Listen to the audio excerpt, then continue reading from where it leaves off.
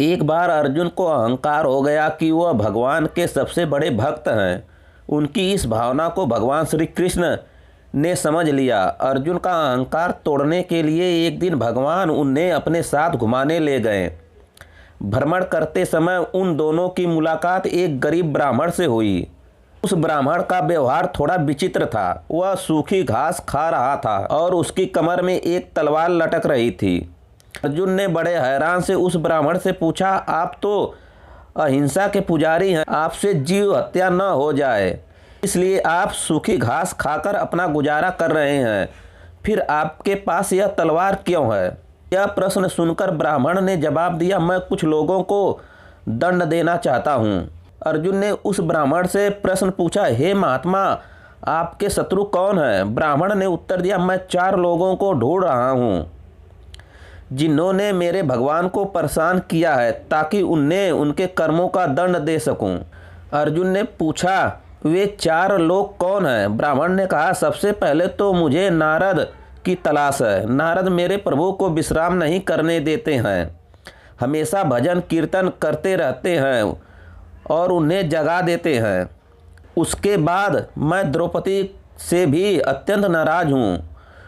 उसने मेरे प्रभु को ठीक उसी समय पुकारा जब वह भोजन करने बैठे थे। उन्हें उसी समय भोजन छोड़कर उठना पड़ा ताकि पांडवों को महर्षि दुर्वासा ऋषि के श्राप से बचा सकें।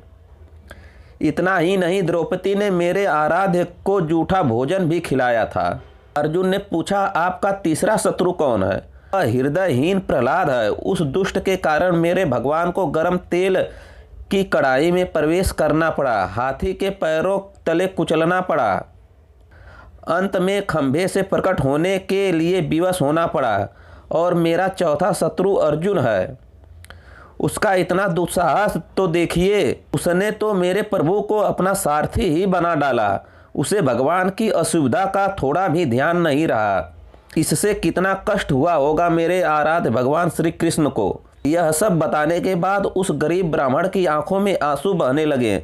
उस गरीब ब्राह्मण की ऐसी निस्वार्थ भक्ति देखकर अर्जुन का सारा अहंकार पानी की तरह बह गया। उन्होंने भगवान श्री कृष्ण से क्षमा मांगते हुए कहा, मेरी आंखें खुल गई हैं प्रभु। इस जगत में न जाने आपके कैसे कैसे अद्भुत भक्त हैं, मैं तो उनके आगे कुछ भी नहीं हूँ। यह सुनकर भगवान श्री कृष्ण मुस्कुराने लगे और श्री कृष्ण बोले, पार्थ, कभी भी किसी भी कार्य में अहंकार करना नहीं चाहिए।